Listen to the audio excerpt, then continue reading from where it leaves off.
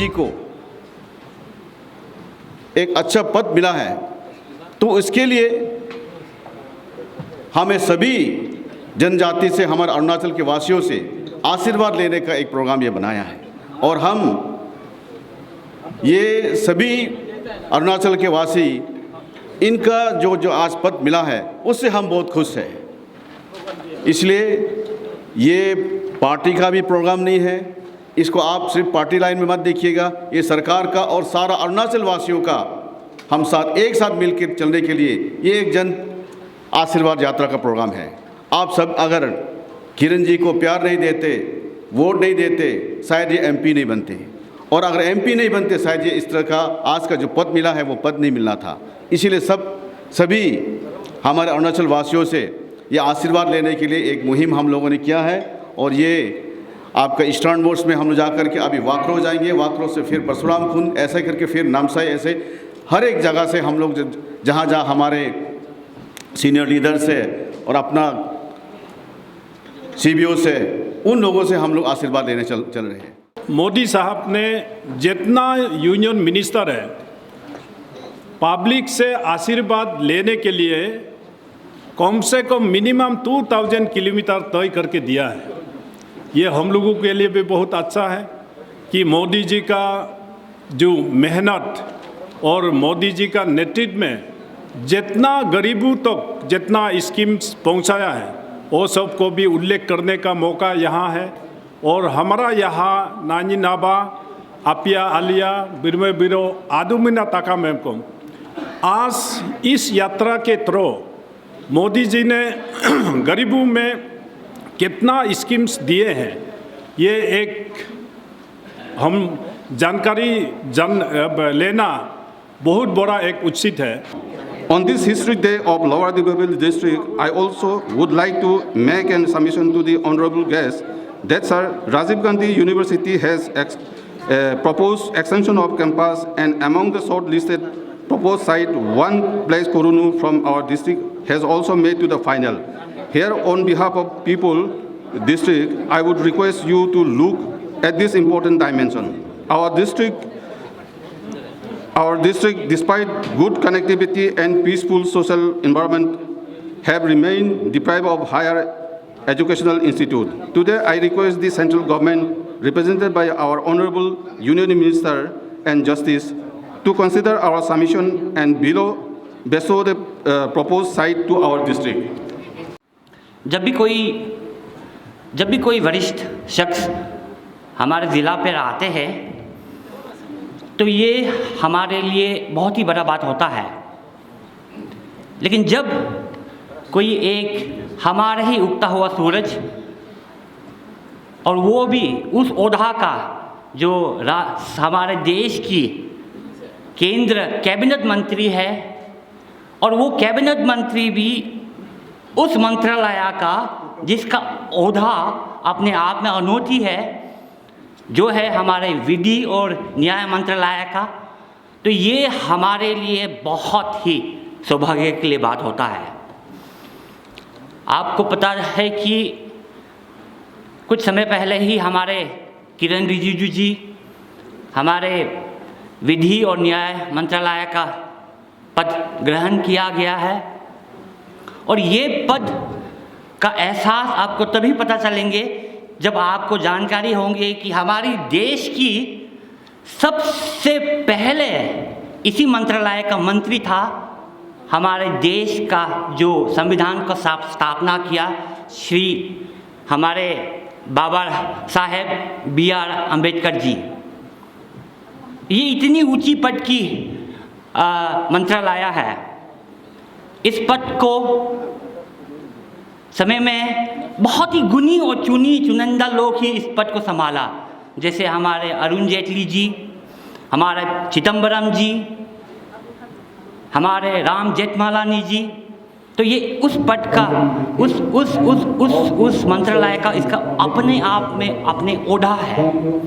इसी के ज़रिए हमारे भीमराव अंबेडकर जी ने हमारे संविधान को रचाया था, इसी पद के ज़रिए। और ये जो हमारे संविधान का जो 3 महत्वपूर्ण स्तंभ है, judiciary, executive and the legislative को संरक्षण देता है इसी मंत्रालय से। आज हमारे लोग बहुत ही गर्व महसूस करते हैं, और जैसे मैंने कहा कि भीमराव अंबेडकर जी वो जो पहले विधि मंत्री थे वो अनुसूचित जात से बिलोंग करते थे, और हमारे किरण रिजिजू पहले मंत्री है जो ट्राइबल के समाज से उभरते निकले हुए हैं शख्स है। ये बहुत ही बड़ा बात है। ये कोई संयोग नहीं, ये कोई प्रयोग नहीं, लेकिन ये हमारे माननीय प्रधानमंत्री के दृष्टि के उपयोग है। मैं हमारे माननीय प्रधानमंत्री श्री नरेंद्र मोदी जी को धन्यवाद देता हूँ, पूरी अरुणाचल के तरफ से और हमारे समाज की तरफ से भी। आप सबको अवगत है कि कुछ दिन पहले जो पार्लियामेंट पे जो संशोधन लाया गया है उसका श्रेय किसके पास जाता है। जो हमारे मिसमी समाज, जो छोटी सी समाज है हमारी, उसका जो नोमेनक्लेचर में जो बदलाव हुआ है, जो सही करवाया गया है, उसका श्रेय हम पूरी हमारे किरण रिजिजू जी को देते हैं। उसके साथ तापिर गांव जी को साथों साथ हम धन्यवाद व्यक्त करते हैं हमारे राज्य सरकार पेमा खांडू जी, डिप्टी चीफ मिनिस्टर चौना मैन जी को, और अन्य लोग जो इस पे जुड़े हुए हैं। ये बहुत ही ऐतिहासिक समय है हमारे लिए। देखिए, हमारे ट्राइबल समाज चाहते क्या है, हमारे आबादी छोटे हैं, चाहे अरुणाचल की जो भी जनजाति हो, हमारे बहुत ही छोटी आबादी है। हम इस तरफ नहीं देखते हैं कि हमें क्या चाहते हैं, हमें ज़रूरत क्या है, पैसा, शान और शौकत या पद नहीं। हमारे लिए ये सब चीज़ तो जो है ये एक परिणाम होता है। हमारे लिए सबसे बड़ा मायना रखता है हमारे आइडेंटिटी, हमारे पहचान। और आज इस समय पर, इस कलयुग पे जो बदलाव हुआ है हमारे नोमेनक्लेचर पे, ये मैं आप किरण जी आपको ये कह सकता हूँ कि आज हमारे समाज और आपके साथ एक अटूट सा संबंध बन चुका है। एक ऐसे संबंध जो कोई भी कभी भी तोड़ नहीं सकेंगे, क्योंकि हमारे मुख्य अतिथि ने कहा है कि जल्द से जल्द उनका समय का कमी भी है, उनको जाना है। तो मैंने अपने दिल की बात संक्षिप्त पे रखा है, कोशिश किया है, प्रयास किया है कि किस तरह से आपको धन्यवाद व्यक्त करें। मैं फिर से हम सब की तरफ से आपको फिर से आभार व्यक्त करता हूँ। और ये जो आपके जन संपर्क यात्रा जो चल रहा है, हम भगवान से यही प्रार्थना करते हैं कि आप सुरक्षित से अच्छे तरीक़ा से अपने यात्रा को संपन्न करें। धन्यवाद। Thank you very much. মই আজি তেওঁক এইটো পদত দেখি বহুত সুখী হৈছোঁ। আমি অৰুণাচলৰ সুপুত্ৰ, সুযোগ্য পাৰ্চন বুলি ক'ব লাগিব। কিজানি তেওঁৰ নিজৰ মা দেউতাও এইটো খবৰ পাই আনন্দতে কান্দিবও পাৰে। মানুহে দুই ৰকমে কান্দে, সুখতো কান্দে, দুখতো কান্দে। সেইকাৰণে মাক বাপেকেও হয়তো ফূৰ্তিতে চকু পানী ওলাব পাৰে। তেনেকুৱা ধৰণৰ আমাৰো হৈছে। আৰু ইয়াত আজিৰ দিনটোত বিশেষ ক'বলৈ মোৰ নাই। लेकिन रोइंग हम लोगों के लिए बहुत इम्पोर्टेंट जगह है हर दृष्टि से। रोइंग का जो लोकेशन है और ये लोअर दिबांग वैली, यहाँ से आगे जाएंगे तो ईस्ट सियांग को छूते हैं। ऊपर आप नॉर्थ वहाँ हायर एल्टीट्यूड में जाएंगे मायूदिया हो करके। बाद में तो परशुराम कुंड हो या ये आपका दिबांग वैली, ये दिबांग नदी हो, हम लोग चाहेगा कि जो हाईवे बन रहा है तो जल्दी से यहाँ अनिनी भी जल्दी पहुँच जाएगा और तेजू से हाईलोंग वहाँ भी जल्दी पहुँच जाएगा। ये बहुत बड़ा सेंटर होगा। ये एक दृष्टि से गेटवे है और फ्यूचर टूरिज़्म का भी पोटेंशियल है। यहाँ से आगे तेजू होकर के भी उधर जाएगा, ये यहाँ से अनिनी तरफ भी जाना होगा या पासीघाट जाना होगा। हर दृष्टि से रोइंग बहुत ही इम्पोर्टेंट जगह है। लेकिन इम्पोर्टेंट जगह होने से भी अगर हम इसको यूज़ नहीं करेंगे, डेवलप नहीं करेंगे, तो फिर जितना विकसित होना चाहिए नहीं हो पाएगा। इसलिए आप लोगों ने मेमोरेंडम भी दिया है, कुछ प्रपोजल दिया हुआ है। आज मैडम ने भी अपना दाम्बुक कॉन्स्टिट्यूएंसी का कुछ प्रपोजल दिया है और रोइंग के लिए दोनों समाज का यहाँ ईदू मिसमी लिटरेरी कल्चरल सोसाइटी के तरफ से और आदि बाने केबांग के तरफ से जो दिया है, इसमें बहुत इम्पोर्टेंट आप लोगों ने रिक्वेस्ट किया है। एक एक पॉइंट पे चर्चा करके लंबा मैं नहीं करना चाहता हूँ, लेकिन जो भी आप लोगों ने यहाँ प्रपोजल दिया है, रिक्वेस्ट किया है, राज्य सरकार से बात करेंगे और जो केंद्र सरकार से होने वाला चीज़ है वो हमारे माध्यम से, हमारे साथी तपरगांव जी के माध्यम से हम लोग तालमेल करके जो भी समस्या हल करने का कोशिश करेंगे। और जो राज्य सरकार का मामला है, हम राज्य सरकार के मुख्यमंत्री जी और उनके साथियों को हम कहेंगे कि ध्यान दीजिए इस लोअर दिबांग वैली का जो समस्या है। हम लोग एक महत्वपूर्ण यात्रा पे हैं, जन आशीर्वाद यात्रा, और आप सबको मालूम है ये वर्ष आज़ादी का अमृत महोत्सव के नाम से 75 वर्ष भारत का आज़ादी हुआ, हम लोग देश भर में मना रहे हैं। और ये रोइंग इम्पोर्टेंट जगह है, इसलिए मेरे ख्याल से आने वाला दिनों में अगले साल के 15 अगस्त तक कई कार्यक्रम यहाँ हो सकता है। रिलीजियस कार्यक्रम हो सकता है, कल्चरल प्रोग्राम हो सकता है, एजुकेशनल प्रोग्राम हो सकता है। यानी कि हम लोगों के लिए एक मौका है कि 75 वर्ष में हम कहाँ पहुँचे हैं और आगे हम क्या करना चाहते हैं, तो ये एक सेलिब्रेशन करना चाहिए। और आप लोग मालूम है 75 ईयर्स तो बार बार आएगा नहीं, और प्राइम मिनिस्टर नरेंद्र मोदी जी ने कहा है कि 1947 से 2047 जब 100 साल पूरा होगा तो भारत को हम कहाँ देखना चाहते हैं, तो इसका तय हमको अभी करना है। हमारे हाथ में 25 साल और है, तो ये 25 साल में भारत को कहाँ देखना चाहता है और अरुणाचल प्रदेश को हम कहाँ ले जाना चाहते हैं। मापदंड होना चाहिए, विजन होना चाहिए, एक रोड मैप होना चाहिए।